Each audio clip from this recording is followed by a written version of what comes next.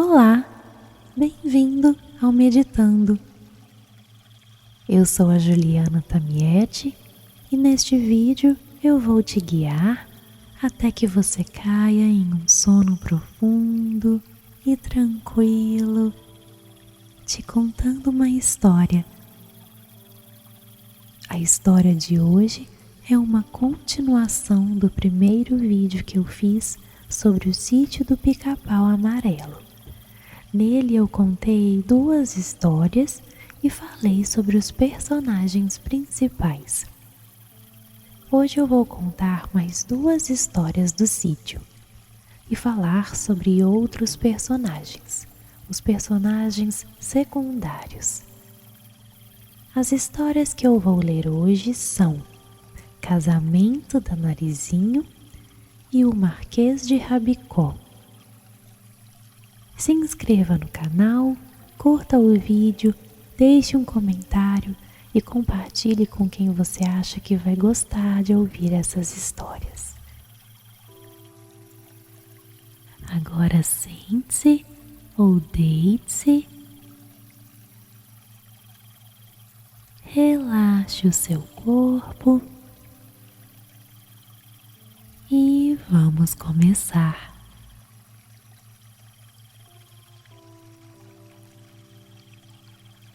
Casamento da Narizinho.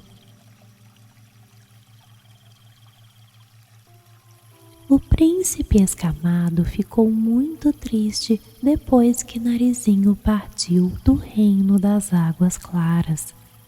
Ele emagreceu, as escamas ficaram fininhas, enfim, inúmeros sintomas, e todos estavam preocupados. Principalmente o Dr. Caramujo. Nada nem ninguém o alegrava. Depois de examinado clinicamente, o doutor deu o diagnóstico: narizinho arrebitadite. E o único remédio é casamento.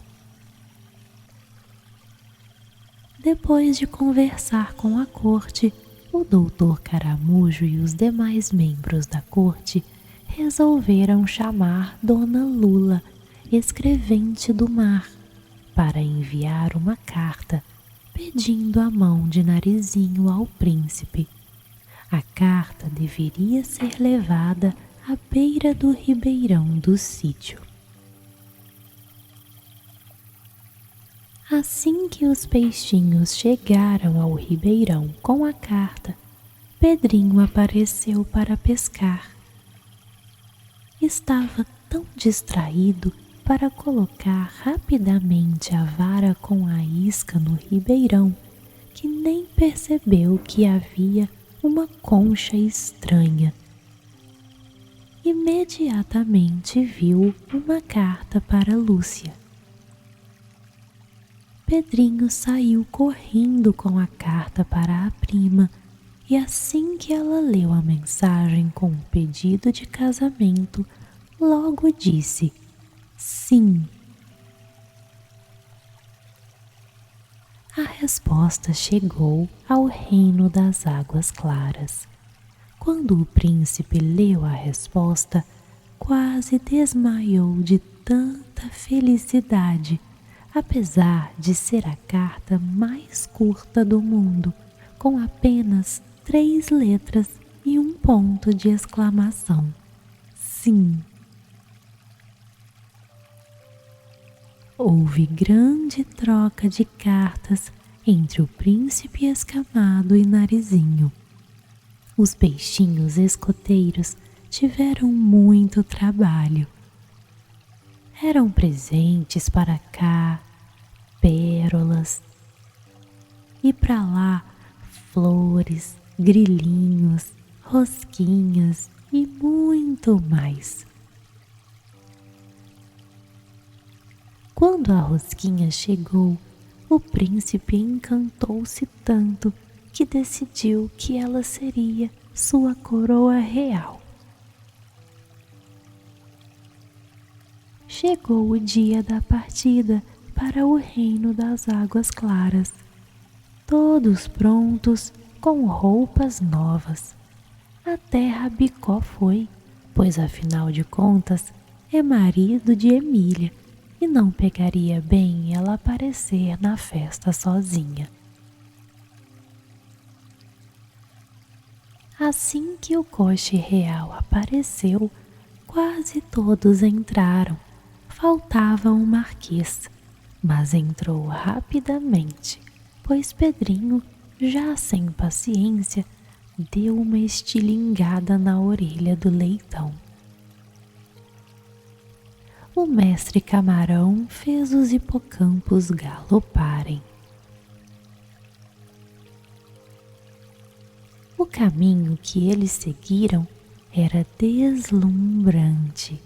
Florestas de corais, de esponja, todos no fundo do mar, encantadíssimos com as belezas.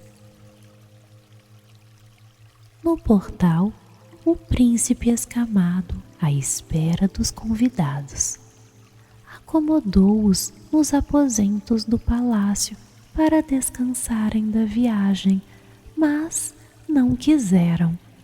Pedrinho queria aventuras e preferiu ir passear. Já as meninas estavam preocupadas com os trajes e foram ver Dona Aranha, a estilista. Pedrinho e Rabicó foram explorar o fundo do mar e encontraram um navio naufragado. Rabicó queria saber onde era a cozinha e se distanciou. Nesse momento, foi aprisionado por um polvo. Várias e várias tentativas foram feitas para tentar soltar o Rabicó das garras do animal marinho e nada. Continuaram tentando. Enquanto os meninos tentavam se desvencilhar dos tentáculos do polvo, as meninas escolhiam os vestidos. Dona Aranha mostrou um vestido da cor do mar, enfeitado com peixinhos que não ficavam parados, nadavam na cor do mar. Era tão lindo que Narizinho precisou sentar-se para não cair e pôs-se a chorar de tanta emoção. Emília, como era curiosa demais, queria saber como Dona Aranha fazia tudo aquilo, ao que a estilista respondeu: corto o tecido com a tesoura da imaginação, costuro com a agulha da fantasia e a linha do sonho. De repente, a porta do ateliê se abriu. Era o príncipe assustado e preocupado com a tragédia que estava acontecendo com os meninos. O Rabicó preso por um polvo e o medo de ser devorado. Mas o príncipe enviara a ajuda de seus súditos. As tropas do príncipe chegaram e os caranguejos deram um jeito no polvo, libertando Rabicó. Sem querer, um siri agarrou o mini rabinho do leitão e não soltava mais. Saíram correndo, uma vez que a cerimônia de casamento já estava começando. Todos assistindo ao deslumbrante casamento de Narizinho. Emília concretizando seu sonho, madrinha com vestido de cauda. O príncipe e a princesa Narizinho felizes até o momento da coroação, que não ocorreu, porque a coroa, aquela rosquinha dada por Narizinho e depois cravejada de diamantes pela corte, sumira. O príncipe ficou enfurecido pelo sumiço daquele bem tão precioso, a rosquinha que ganhara da amada Narizinho. A fúria era tamanha que todos partiram, inclusive o pessoal do sítio.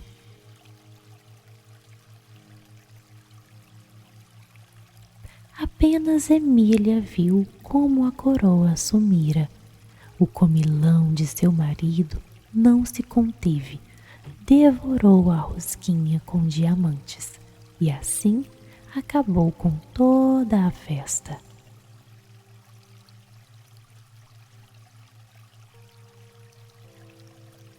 Fim da primeira história.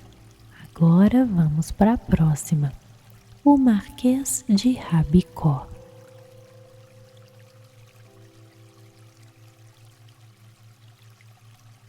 Havia uma grande família de leitões no sítio.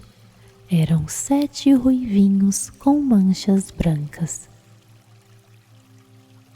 Mas, à medida que iam crescendo e ficando gordinhos, eram servidos nos jantares a convidados especiais.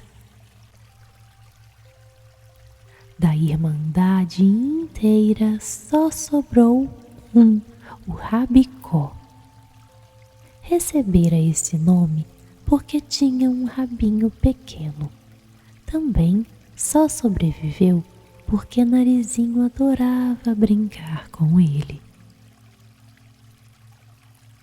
Certa manhã, estavam na varanda conversando tia Anastácia e dona Benta sobre o almoço do aniversário de Pedrinho. A avó queria saber se tinha restado algum porquinho.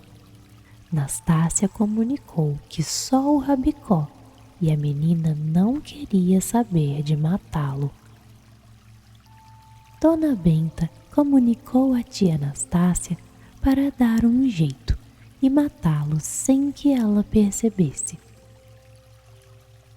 Mas Narizinho estava próxima e ouviu tudo. Saiu correndo à procura do porquinho, encontrou-o e o escondeu próximo à casa de tio Barnabé. Chegada a hora de pegar o leitão, tia Anastácia procurou-o pelo sítio inteiro. Procurou e não encontrou nada.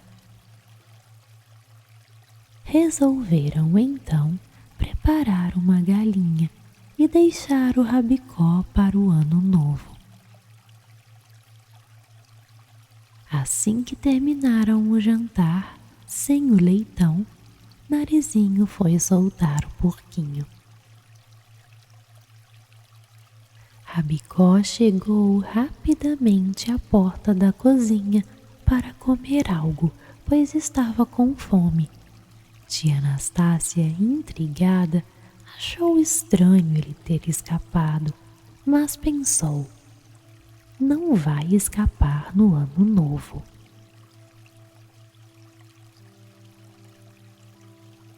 Narizinho e Emília estavam no quarto conversando quando a menina questionou a boneca que ela deveria mudar de vida e se casar, pois tia Anastácia a havia consertado, colocado mais macela em seu recheio e ficara mais gordinha e mais bonita.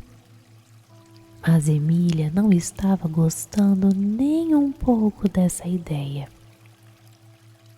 Que tal o Rabicó? Indagou Narizinho. Jamais casaria com um leitão, disse Emília. Fiquei sabendo que Rabicó é um príncipe e uma fada má o transformou em um porco. O sonho de Emília era tornar-se princesa, então considerou a proposta de Narizinho. Precisavam arrumar um pai para o Rabicó. Dessa forma, Pedrinho ficou encarregado de fazer um visconde de sabugo com cartola, mas que na realidade é um rei disfarçado que se passa por visconde para ninguém desconfiar. A bobinha da Emília acreditou na história inventada e aceitou o convite de conhecer o senhor Visconde de Sabugosa para fazer um pedido de casamento para seu filho, o Marquês de Rabicó. A condessa de 3 estrelinhas, Emília, indagou-se como o filho do Visconde era um marquês, como viraria príncipe. Difícil. O Visconde cumprimentou a condessa e tirou a cartola. Nesse momento, Emília viu o sinal da coroa em sua testa. Pode ser, pensou. Conversaram bastante sobre os dotes da noiva e do noivo. Acertaram os detalhes do noivado. Comentaram sobre o defeito do noivo, comer tudo o que vê pela frente. A boneca aceitou todas as condições. O noivado começou às tardes. À força estava o marquês na sala para ver sua noiva, e ele só procurava coisas para comer e não queria saber de conversar com a noivinha. Pedrinho e Narizinho não gostaram da postura do Rabicó e substituíram o noivo por um representante, um vidro azul. Noivaram. Tinha chá de mentirinha, um faz de conta geral. O vidro azul, muito cavalheiro, sempre se despedia beijando Emília na testa e ia embora. Estavam todos cansados daquele noivado, então resolveram preparar os quitutes da festa de casamento. Cocadas, pés de moleques, outros doces. Arrumaram a mesa próxima ao pomar. Chegou o momento. Emília, vestida de noiva e véu, se aproximou da mesa. Rabicó, de cartola e faixa, a esperava, contido por Pedrinho. Casaram-se e o Rabicó só de olho na mesa. Narizinho e Pedrinho esqueceram de tomar conta dos comes e de Rabicó, que de repente comeu tudo. Imediatamente a festa acabou. Emília chorou muito e se arrependeu de se casar com um tipo como ele. Narizinho colocou panos quentes, dizendo que com o tempo ele criaria juízo e para Emília não esquecer que ele logo viraria um príncipe e ela princesa. Pedrinho ficou tão irritado com Rabicó que não se conteve e gritou: "Nada disso! Príncipe nunca será! Tudo invenção! Apenas um porco porcalhão!" Emília, ao ouvir tudo isso, caiu desacordada. O casamento não deu muito certo. Narizinho tentou convencê-la da realeza de Rabicó, Mas a boneca não era boba. Não se preocupe, Emília. Um dia ele morre e você se casa com o outro, ponderou o Narizinho.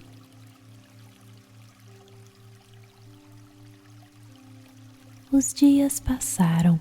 Chegou a véspera do Ano Novo, data comemorada no sítio com um jantar para muitos convidados, com diversos assados.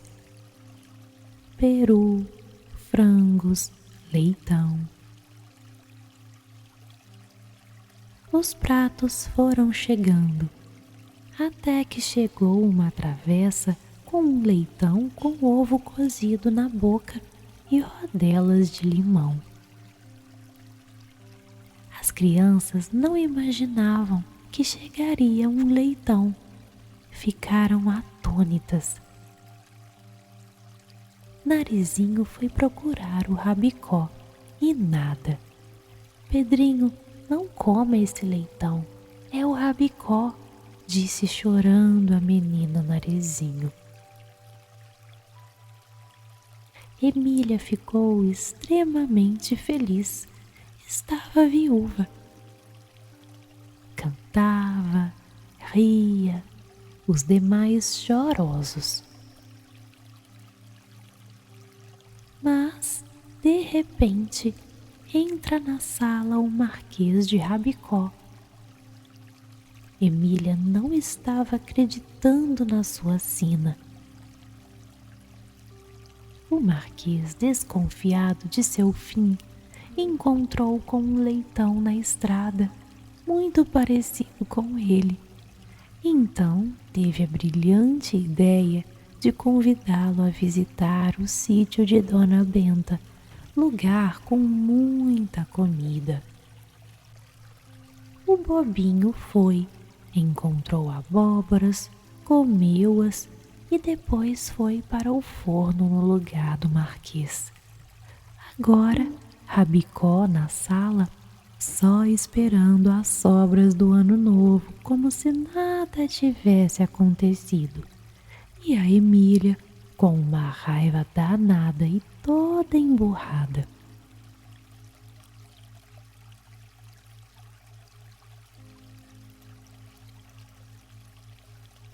Esse é o fim da última história. Agora eu vou falar sobre outros personagens do sítio do Pica-Pau Amarelo, os secundários e recorrentes.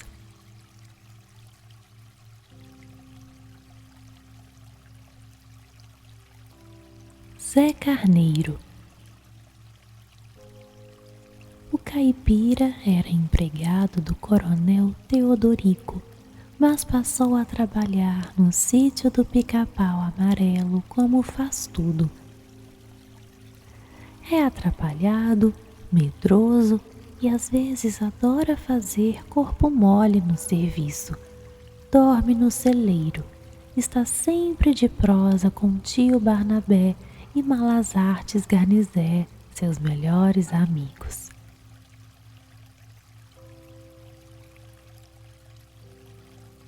Malas Artes ou Garnizé. Um dos empregados de Dona Benta divide o celeiro com Zé Carneiro, seu melhor amigo, com quem está sempre brigando. Gosta de se achar mais esperto que Zé Carneiro, mas no fundo é tão atrapalhado quanto ele. Sabe tocar viola e o seu sonho era achar bom um negócio que o tornasse rico.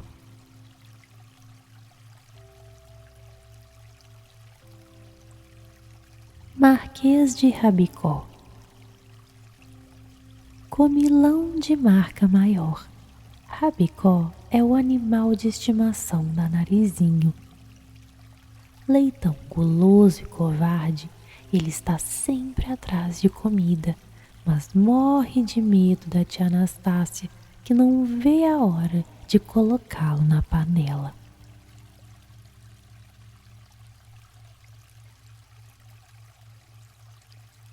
Conselheiro ou burro falante. De burro não tem nada. Por estar sempre dando bons conselhos, recebeu de Emília o nome de conselheiro.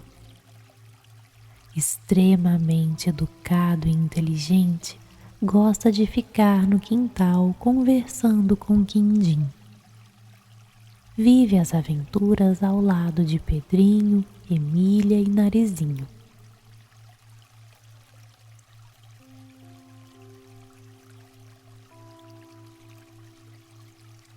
Quindim é um rinoceronte que fugiu do circo onde trabalhava e acabou indo parar no sítio. Muito simpático, como o próprio nome diz, é um doce de criatura e foi eleito por Emília para ser tomador de conta do sítio por causa de seu enorme tamanho.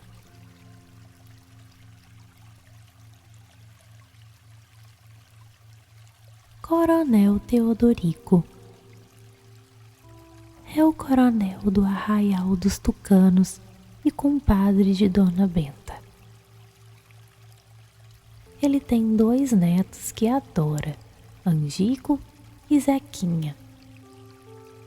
Vive fugindo da Dona Joaninha, que é loucamente apaixonada por ele.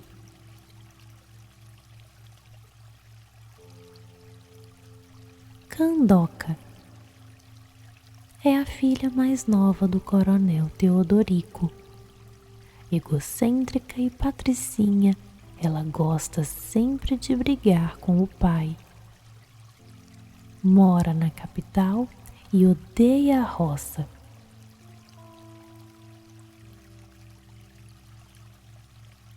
Elias Turco, dono da venda do Arraial dos Tucanos, costumava sempre aumentar o preço de suas mercadorias, o que fazia a tia Anastácia sempre se irritar com ele. Está sempre envolvido em confusões, principalmente depois que pegou gosto pela política. Adora irritar o coronel Teodorico.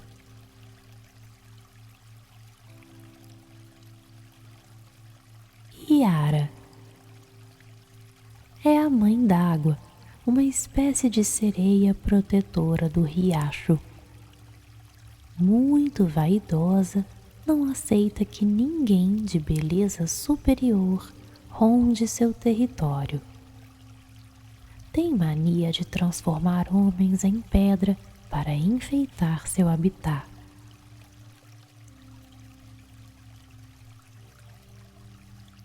Pesadelo. Um monstro corcunda e com os dentes para fora e unhas grandes, ele é o ajudante, ou seja, atrapalhante da Cuca. Ele sempre acompanha a bruxa em suas maldades, mas acaba quase sempre pondo tudo a perder. Cuca chegou a demiti-lo e expulsou de sua caverna. Sem lugar para onde morar, ele chegou até a ficar amigo do pessoal do sítio e pedi-los para deixarem morar lá. Eles deixaram e ele ficou morando dentro do poço d'água do sítio. Mas depois, quando Cuca o aceitou de volta, porque ela precisava de alguém para coçar suas costas, ele voltou a ser inimigo do pessoal do sítio.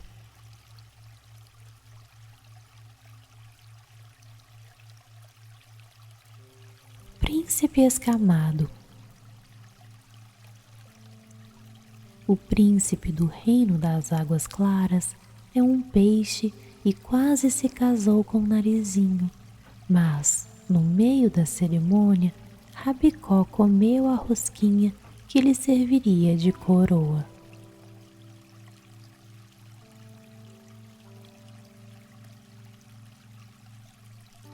Doutor Caramujo. O médico do reino das águas claras é um caramujo, tem várias pílulas em sua valise de médico que curam qualquer doença. Foi ele quem fez Emília falar, dando a ela a pílula falante.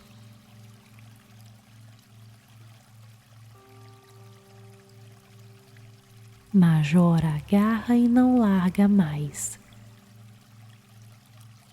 Um sapão rajado que toma conta do portão do reino das águas claras, mas sempre acaba dormindo em serviço.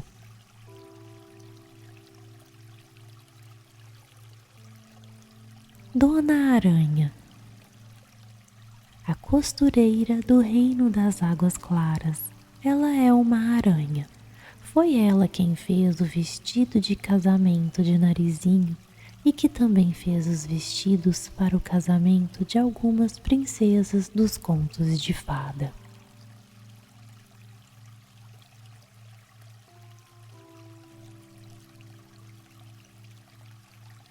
Saci é uma das figuras mais famosas do folclore brasileiro. Tem uma perna só e pita um cachimbo de barro. Ele usa um gorro vermelho e vive azucrinando a vida de todos no sítio. Ficou amigo de Pedrinho quando o mesmo o libertou de uma garrafa na floresta da Cuca.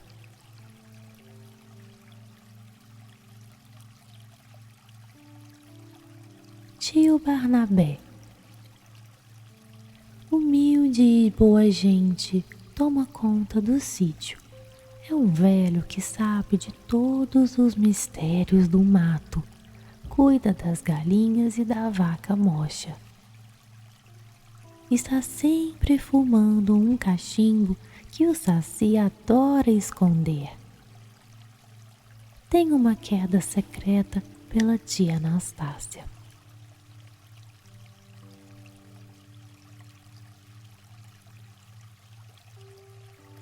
Dona Carochinha, uma barata cascuda e rabugenta que é a guardiã dos personagens das histórias infantis, mas os seus personagens vivem fugindo dela porque já estão cansados de suas histórias emboloradas.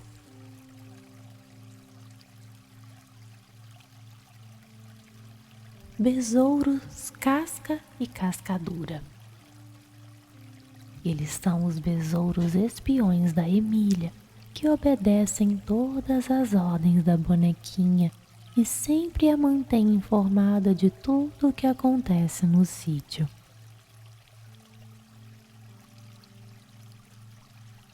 Peter Pan é um jovem que veio da terra do nunca. Ele jamais gostaria de crescer. Faz de conta. Boneco de madeira construído por tia Anastácia a pedido das crianças do sítio que pensavam em fazer o irmão do Pinóquio. Para desgosto de todos, Faz de conta saiu com a aparência extremamente feia, sofrendo muito por isso. Entretanto, o boneco mostrava possuir grande bondade e valentia.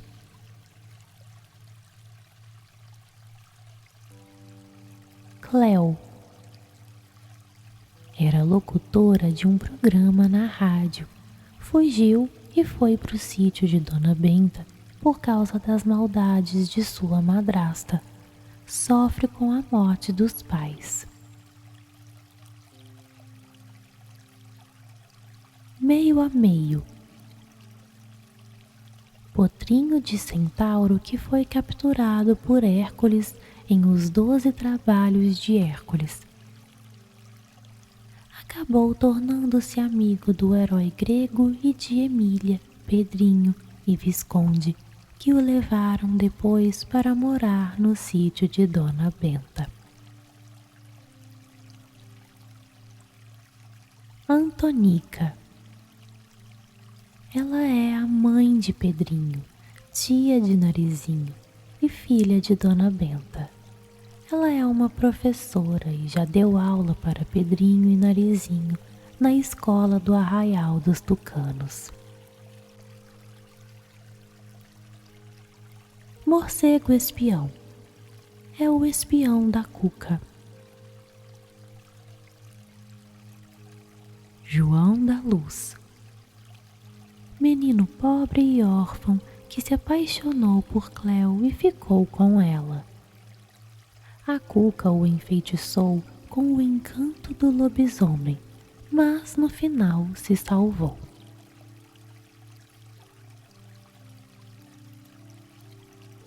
Vidro azul. Como o próprio nome diz, era uma garrafa de vidro, só que falante. Foi usado como representante do Marquês de Rabicó em seu noivado com a boneca Emília, justamente porque, ao contrário do Marquês, o vidro era educado e bom com as palavras.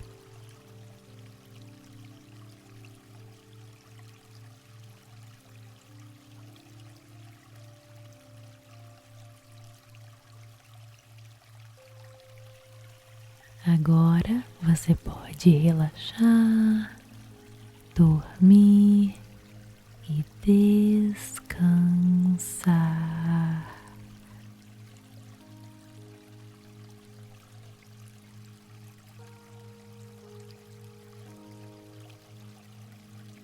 Boa noite